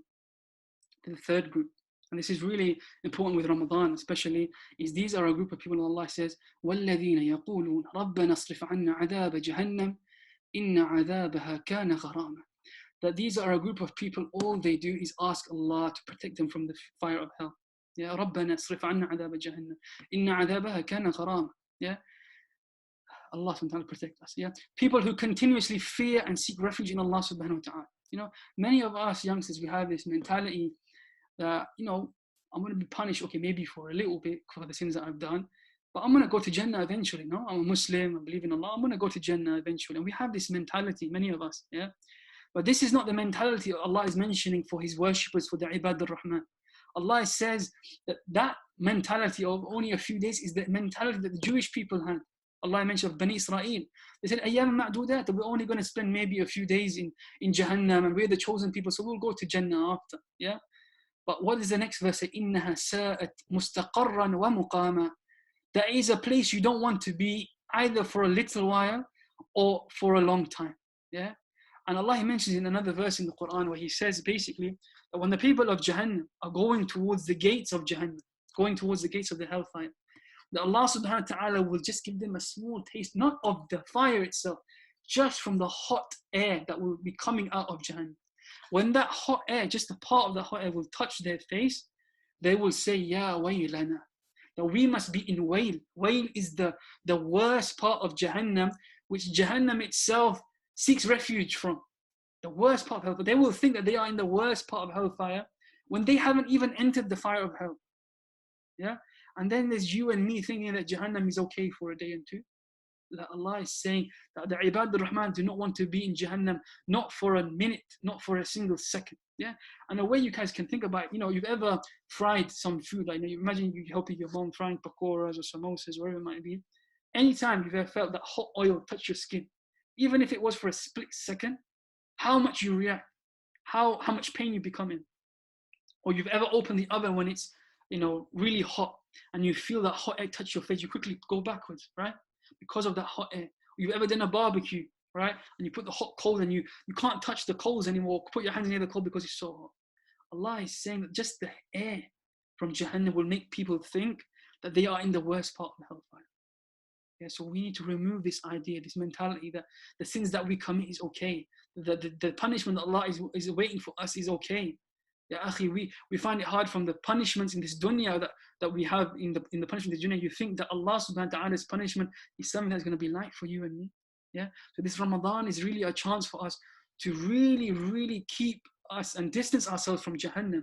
And we know from a hadith, the Prophet ﷺ, he mentioned that basically fasting, the means of fasting, the reward of fasting is something that basically distances a person from Jahannam. It makes a person far away from Jahannam, like he builds a trench between a person and the hellfire. Yeah. So that's the third one. The fourth category, yeah, is Allah says, وَالَّذِينَ إِذَا أَنفَقُوا لَمْ يُسْرِفُوا وَلَمْ يَقْتُرُوا وَكَانَ بَيْنَ ذَلِكَ قَوَامًا. In regards to spending money, these are people لَمْ يُسْرِفُوا وَلَمْ يَقْتُرُوا. They are not neither people that are overly extravagant, overly excessive, and they are not people who are overly, greedy or cheapskates. Basically, the word, the slang that we use, right? وَكَانَ بَيْنَ ذَلِكَ قَوَامًا. They are middle people, right? I know many of us, we are on that yusrifu part, that excessive part, that I have to wear that designer logo. I have to drive that specific car, so people, I can show off my wealth. That I have to take that specific bag to school, right? Because other people can see. Or I have to wear those trainers, right? Or I have to do this, or I have to, do this to show off that wealth to other people. And that's the society that we live in today. Social media kind of tells us that if you're not showing off your wealth, then you're not wealthy, basically, yeah? When that's not the case, completely. Rather than that, showing off your wealth builds nothing but jealousy and hate by other people, right? And arrogance and pride within that person itself, right? But then also on the other side, you shouldn't be a cheapskate either. If Allah has given you rizq, Allah has given you money, you should spend, but prioritize what you spend. Yeah, don't spend on useless things, on useless items, when you can help other people and benefit other people. If you have responsibility over others, that you make sure you spend on them and prioritize what needs to be spent on them. Another aspect when it comes to money is when it comes in regards to debt. As a youngster, you guys should be very important. A life lesson I'll give you is make sure you're never ever a person that builds a habit of continuously receiving and never giving. Yeah. Make sure, whether you come from a wealthy family or not, yeah, make sure you never have that habit where your parents continuously give you money for everything. Yeah, whether they can afford to or not, don't make that habit work for your money. Yeah, because you see the difference when your parents give you a present. Let's say Eid comes, the parent gives you a present. After a week or month or so, the parent asks you, "Where's that present?" "Oh yeah, it's in the cupboard. I played with it for a little while. Now it's in the I've played with pile. Yeah, I've used it." But something that you worked for, something that you've earned, something that you've worked hard for, you sacrificed for, you see the difference in how you take care of it and how you look after it. Yeah, and also in regards to debt, right? Many Muslims, and it starts in these habits from a young age. If you're continuously in the habit of taking and not taking and not giving, when it comes to debt, and I've seen this, even personally, where I've known a group of friends that they've fallen out. Why? Because one person said to the other person, "Look, I need some money," whatever it might be. He's let him lend him some money, and they're friends, right? So he thinks, okay, he's going to give it back. It's not going to be an issue. The friend asks for that money back. What does that person respond? "You know what? I haven't got the money right now. I can't afford it right now, or I need to do it in other stuff.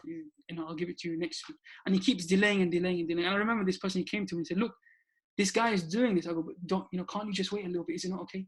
He goes, "I wouldn't mind." But what is that other brother doing? He goes that when we go out to eat, he picks the most expensive places to eat.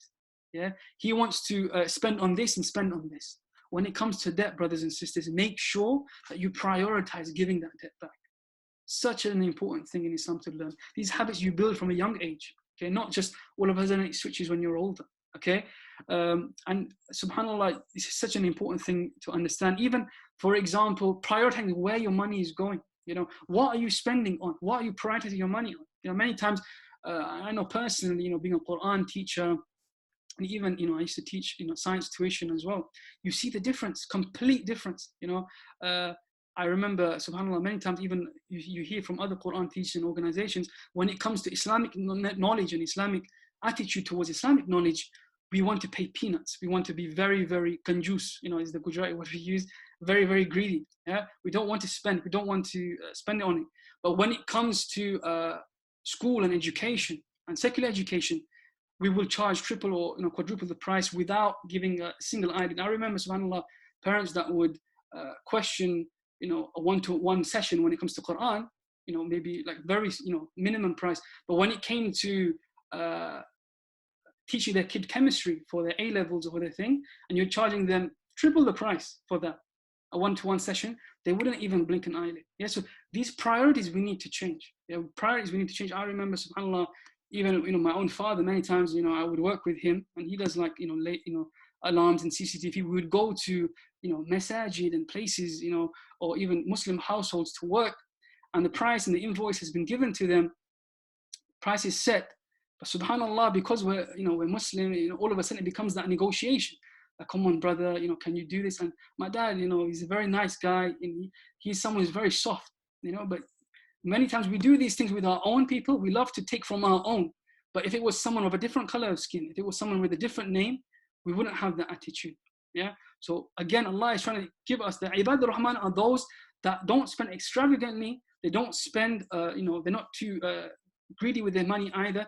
They know how to spend their money. They know what to prioritize as well. These are also a group of Ibadur Rahman. Then Allah, He mentions the next group. وَالَّذِينَ لَا يَدْعُونَ مَعَ اللَّهِ إِلَهًا آخَرَ. He mentions a few things here. وَلَا يَقْتُلُونَ الَّتِي حَرَّمَ اللَّهُ إِلَّا بِالْحَقِّ وَلَا يَزْنُونَ وَمَن يَفْعَلْ ذَلِكَ يَلْقَ أَثَامًا. He mentions three things. He mentions the one who calls out to Allah subhanahu wa ta'ala alone. Then he mentions the person who doesn't kill a person, he doesn't kill someone unjustly, right? And then the last one is someone, he's a person, وَلَا يَزْنُونَ. He is not someone who involves himself in haram relationships, boyfriend and girlfriend relationships outside of marriage. Yeah, these three groups of people. And you might think to yourself, these are a bit extreme. How can they be people that Allah is saying are a special group of people, right? So let's go through them. Worshipping Allah subhanahu wa ta'ala alone. We live in a time that we call upon everything else but Allah subhanahu wa ta'ala. We call upon money, people, status, power, who are powerful in the society that we have. Allah subhanahu wa ta'ala is the last person we ask. We live in you might live in an area, for example, where there are not that many Muslims, yeah, where the norm and the societal pressures or the culture even of that town or that city isn't, aligned with Islam. So you give in, to that. The Muslim is the one Allah is in Ibadur Rahman is when he lives in that environment, he is the one who always prioritizes Allah subhanahu wa ta'ala. Many of us, this is something I learned in my time in Medina, even in the last 2 years, people ask me that, during the lockdown, do you not miss being in Medina? Obviously, subhanAllah, I miss Medina and being in that environment. But wallahi, every time I come back to the UK and I do, talks and, discussions with the youngsters, it's you youngsters who involve yourself in these gatherings that I love for the sake of Allah subhanahu wa ta'ala. Why? Because those youngsters in Medina, those youngsters in Saudi Arabia, those youngsters in any Muslim country, where the adhan is given, where the masajids are there, where the halqas of knowledge are endless, where the shuyukh are endless, yeah? For them to be involved with these things is more of a sin. When all of these avenues of goodness are available to them. But when you youngsters who live in non-Muslim countries, when all the avenues of haram are open to you, and you choose to close those doors and to open those few doors of halal means that are open to you, you are these Ibadur Rahman that Allah has mentioned in this verse. Yeah? Allah Ta'ala then mentions, وَلَا يَقْتُلُونَ النَّفْسَ الَّتِي حَرَمَ اللَّهُ إِلَّا بِالْحَقِّ. Those who do not kill for unjustly. You might think, well, killing someone, murdering someone, obviously that's something that's bad. How can that be someone who's Ibadur Rahman? Look at the society that we live in today. This gang culture, gang wars that go on in different areas that you might have. You might have grown up in a very harsh neighborhood, where you always continue seeing there's a stabbing here, someone's being killed, someone's being shot. There's drug wars. These things happen in our societies. Just in London alone, you hear every other day where someone's been stabbed over drugs or over a gang or wherever it might be. Yeah, Allah is saying that those people who live in these harsh and these violent environments, they say, no, this isn't for me. This life is not for me. They stay away from that gang culture. They stay away from that gang lifestyle, right? Even though they might be in that neighborhood, they might be in that environment. Allah is saying, these are also Ibadur Rahman. Yeah. Then He mentions the last one, وَلَا يَزْنُونَ. There are people who do not have these boyfriend and girlfriend relationships. Yeah. That, there are people that they might see someone that they feel attracted towards, whether, whether it be at university, at school, or at work, or wherever it might be. at a shopping center, wherever it might be, but they choose to lower their gaze, to be respectful, and despite that attraction, those feelings that they might have. Yeah, this is Allah is saying is special. Yeah, especially today, you know, where relationships can be done with so much secrecy. You know, your parents may know nothing of what you get up to. Yeah, on Instagram, on WhatsApp, who you're messaging, who you're texting. I'm not trying to call anyone out here, but you and me, you know, you yourself know for a fact, right, that you can easily tell your parents, I'm going to the library, when really you're going on a date with someone, right? You can easily be sending your put a fake profile picture up, or you know, be pretending that this person is called Abdul when he's not really called Abdul, right? You can do all of this, and your parents wouldn't have a clue, right? But this is where Allah subhanahu wa ta'ala is saying that those people who have these avenues to do all of these things, they refrain from these. These, what Allah is saying, are Ibad al-Rahman. And then, subhanAllah, we have Allah, He mentions about all of these sins. So the one who calls out for other than Allah subhanahu wa ta'ala, basically shirk.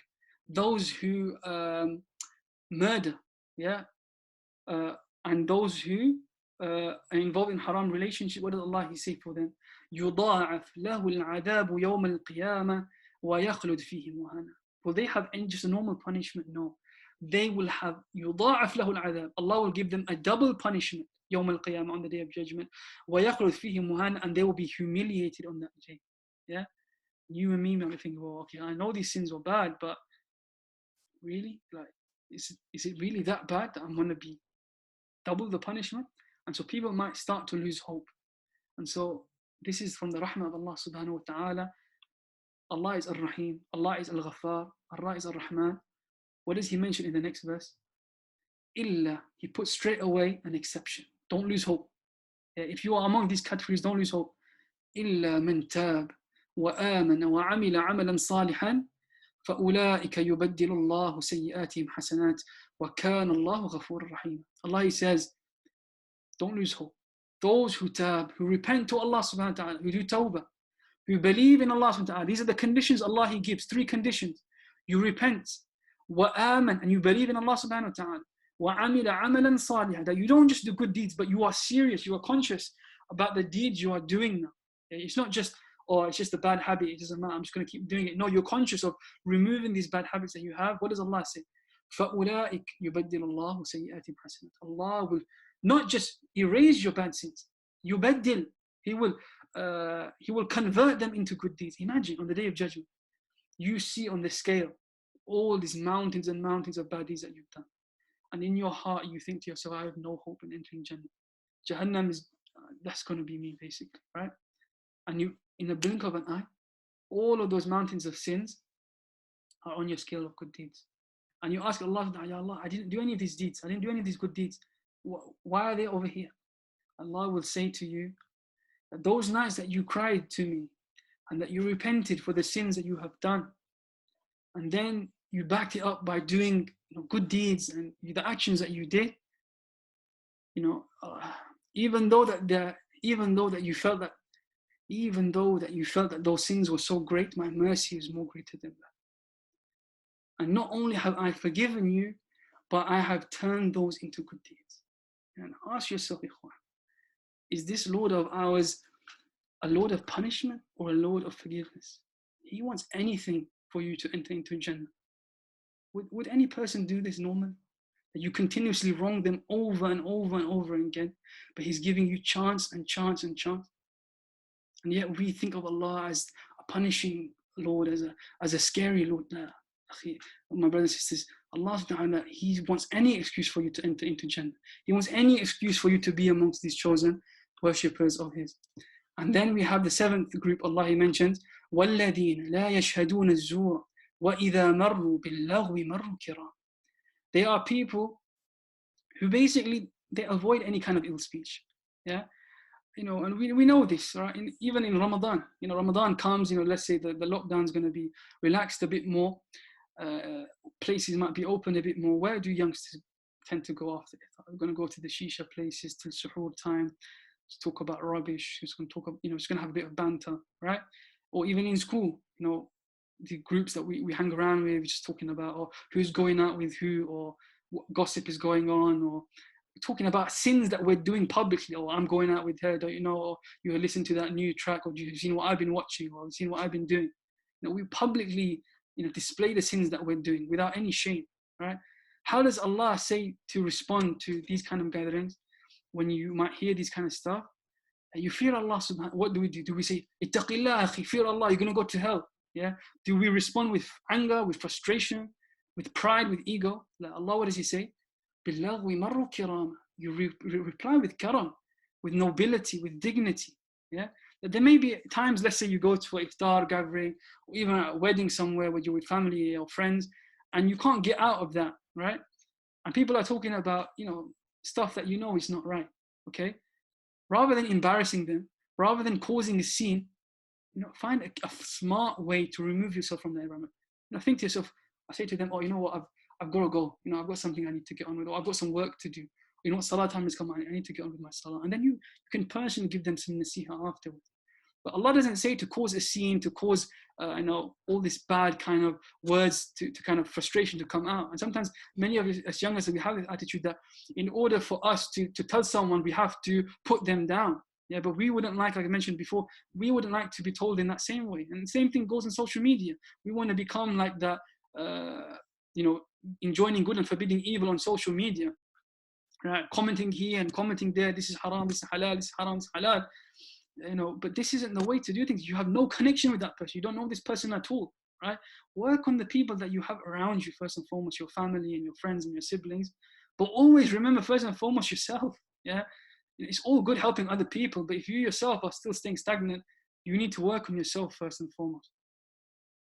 And if you're ever, in these groups of, people who have these bad habits, then try and remove yourself from that. And Allah mentions, why are these people ibad ar-Rahman? Because there will be times in your life that people may invite you towards haram, might invite you to, let's say, smoking a cigarette, to invite you to go drink, invite you to go to this party, invite you to go out with this girl or with this boy, or whoever it might be, right? But you do it in a dignified way. You say, I'm a Muslim, this is not something that I do. This is something I stay away from. I remember myself in sixth form, we used to have, like, during the Christmas plays or Christmas parties that they would have, right? And there'd be like loads of music and party, and they'd have like a little assembly where there'd be loads of dancing, and people would just not be dressed appropriately and stuff. And what would I do? Would I make a scene? Would I cause a problem? No, I would tell my teacher beforehand, look, is it okay? I don't feel comfortable in that environment. Is it okay if I leave during that period of time? And teacher will be like, okay, we'll supervise. We'll go to the other room and we'll do that. You do things with hikmah, with wisdom. You don't cause a scene. You don't need to make a big hoo-ha about everything that you do. Islam doesn't tell us to. We work with nobility, with karam, with hikmah, with wisdom. Okay? And then we're coming to the end now. Yeah? The next category Allah is mentioning, وَالَّذِينَ إِذَا ذُكِّرُوا بِآيَاتِ رَبِّهِمْ لَمْ يَخِرُّوا عَلَيْهَا صُمًّا وَعُمْيَانًا. Allah is saying, this is a chance for all of you here who are listening to this talk to be amongst the ibad ar-Rahman. How Allah is saying, وَإِذَا ذُكِّرُوا بِآيَاتِ رَبِّهِمْ لَمْ يَخِرُّوا عَلَيْهَا صُمًّا وَعُمْيَانًا. These are a group of people who, when the ayat of Allah subhanahu wa ta'ala are mentioned to them, لَمْ يَخِرُّوا عَلَيْهَا صُمًّا وَعُمْيَانًا. They are not people that fall deaf and blind to them. Yeah, they're not those who may be listening and be like, oh, this is a nice speech that you're giving, it's really motivating, but I'm not really going to do it. I'm not really going to change. I'm not really going to act upon it. It's nice words, but it's just words, right? Sometimes we have this attitude. Allah says that those people who have that attitude are not amongst the ibad ar-Rahman. Ibad ar-Rahman are those, when the ayat of Allah are mentioned, they listen attentively. They know Allah is speaking to them. They reflect, how is this verse related to me, related to what I'm going through? And so these are lessons, subhanAllah, not just for Ramadan, but lessons for life. Quran, this month that we want to bring ourselves closer to this Quran, you will see that there is no greater means of protection for a person except really with the words of Allah, except with the Quran. And I think this is the final quality that I wanted to mention in today's talk, was family comes first. Is Allah mentions in the following verse in Surah Al-Furqan, He says, وَالَّذِينَ يَقُولُونَ رَبَّنَا هَبْ لَنَا مِنْ أَزْوَاجِنَا وَذُرِّيَّاتِنَا قُرَّةَ أَعْيُنٍ وَاجْعَلْنَا لِلْمُتَّقِينَ. This is dua that every one of you should memorize and should repeat in Ramadan and outside of Ramadan.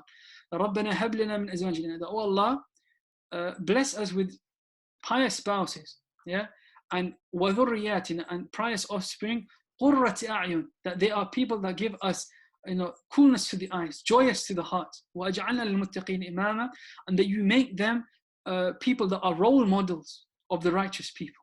Yeah, and this really is a lesson for the whole family, right? For all of us, that when we think about even in regards to parents, what are things that make our parents proud? Yeah, generally, are things, if I get a good grade in school, if I if I do well in my education, if I get a good career, if I buy a nice house, right? Many times it's these things that make our parents proud, right? But sometimes when it comes to Allah subhanahu wa ta'ala, what is He saying? Allah subhanahu wa ta'ala is saying the true qurratu a'yun, the true joy, the true coolness to the eyes, to any family, to any parent, really should be, is that they see that their son or their daughter becoming someone that is independent in their own right as they grow up, but being someone that they don't just pray salah because their parents are watching them. They don't just being a good person because their parents are around, but there are those that when they're alone, when they're by themselves, when they grow up, they are building this connection with Allah subhanahu wa ta'ala. That they aren't committing the sins that they were doing. They have this level of character, this level of adab, this level of behavior, that people that aren't put off by them. Many times you see this in society. You have someone, mashallah, they have achieved so much academically. They have achieved so much in regards to wealth and financially. But when it comes to the behavior, it just puts you off them completely. Their way, their manner of being with other people, it's completely wrong. And sometimes, as parents and, even in children in regards to this, in regards to family structure, is how many times, and you see this, and I've heard stories about this as well, where parents have prioritized their child's academics, their child's careers, sacrificing everything for them in regards to these aspects. Yeah, not teaching them life lessons, not teaching them about good behavior, about good character. And you see, subhanAllah, those same children that they sacrifice everything for, as they've grown up and they want their children to make them feel happy, to be joyous, those same children make them cry, make them feel sad, because they have gained no morality, they have gained no adab, no akhlaq throughout their life. This should really be our priority as we go through life, is what kind of person am I? Yeah, what kind of behavior do I have with those around me?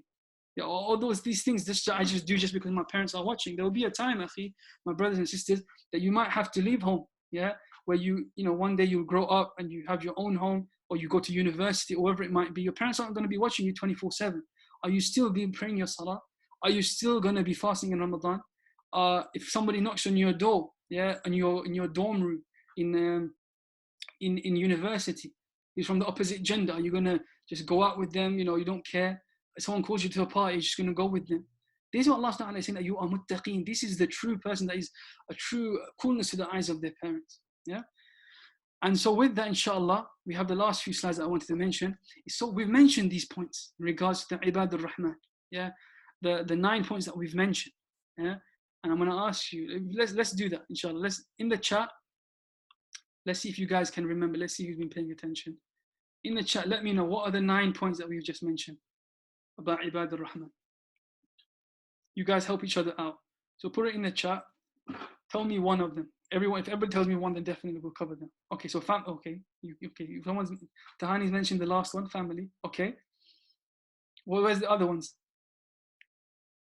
Okay, everybody's mentioned the last point. Okay, come on, what about the other ones? Control. Okay, good. Zain, mashallah, has mentioned the first one. Controlling anger.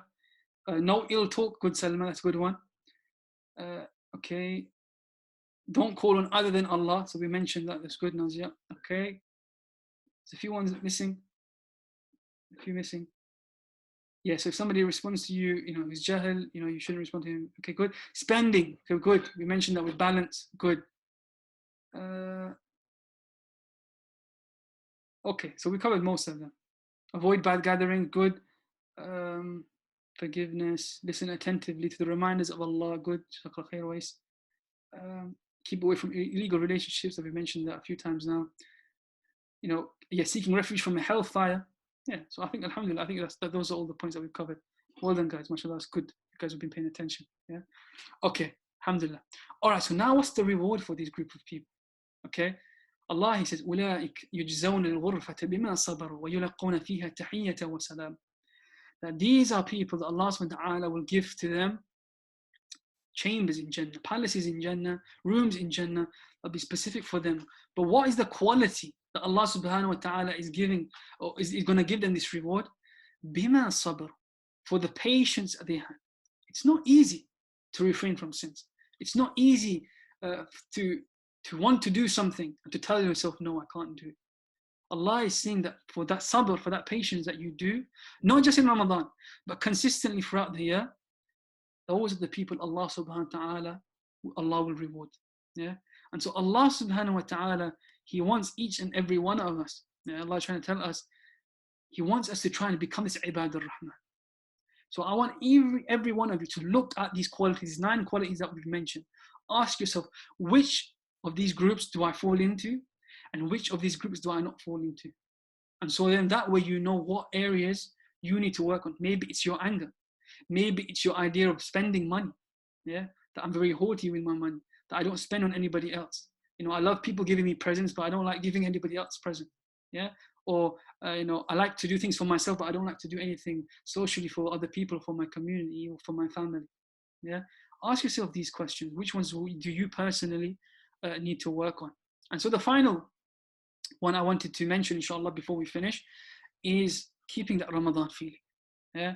And this is a problem with many of us, is Ramadan comes and then it goes, and it's like a graph, right? Ramadan comes and we're going up and up and up. And as soon as, you know, the last, not even Eid, right? 28th, after 27th night of Ramadan, it just drops, right? We're getting ready back into Eid mode. And so that acts of worship, everything just kind of goes to the side. It's like, okay, I need to prepare for Eid. Yeah. Get all of that stuff sorted before, right? Even in these last few days before Ramadan starts, get all of that sorted before Ramadan, so you can really focus on that Ramadan. But when Ramadan ends also, there are other acts of worship that we can do, right? Fasting the 6 days of Shawwal. We know the Prophet, he mentioned in the hadith that the one who he follows up the fasting of Ramadan with 6 days of Shawwal, Allah subhanahu wa ta'ala will count him as if he has fasted throughout the whole year. Yeah. Another thing is keeping a daily connection with that Quran. You know, keep with that habit that you built up in Ramadan, with that daily connection with the Quran. Even if you have to drop it, the amount of time that you're doing, try and keep to a consistent thing where you're doing it every single day. Yeah, there shouldn't be a day where you are not reciting the Quran. Yeah, 15, 20 minutes. It's not much, akhi, my brothers and sisters. It's not much at all for you to sit with the words of Allah subhanahu wa ta'ala. We sit on our phones, we sit watching movies, binge watching series after series, you know, episode after episode. What is 15, 20 minutes of reciting the Quran going to hurt us? Yeah, but make sure you don't just recite it, but you reflect over it as well. Okay. The third thing, fasting Mondays and Thursdays. Keep that habit of fasting. Yeah, the Prophet ﷺ would continuously do this on Mondays and Thursdays. If you're finding it difficult to do Mondays and Thursdays, then you can do the white days of every month as well. Yeah, the 13th, 14th, and 15th of every month in the Islamic calendar was the time the Prophet ﷺ would fast throughout the year. Yeah, and also another thing is, many times when it comes to Ramadan, is we join all of these Islamic lectures. You know, we binge watch all of these Islamic lessons and stuff like that. But after Ramadan, you know, that Islamic connection, Islamic knowledge connection, just goes away. You know, it's like, that's the Ramadan thing, right? That we do. We do that even throughout the year. Or I'll save that video on YouTube, or I'll watch that in Ramadan, or I'll watch that in Ramadan. But throughout the year, we need to build that connection with the Quran, with our Islamic knowledge as well. Because you will see, you know, the more you learn about something, the more you love. The more you learn about Allah subhanahu wa ta'ala, the more you learn about the Prophet sallallahu alaihi wasallam, the more you learn about the words of Allah through the Quran, the more you will love this deen. And the more you love this deen, the more that you will want to obey Allah subhanahu wa ta'ala, and the harder and the more you will hate to disobey Allah subhanahu wa ta'ala. Yeah, and so with that, bi'idhnillah ta'ala, we will finish this session. Subhanakallahumma bihamdik, ashhadu an la ilaha illa ant, astaghfiruka wa atubu ilayk.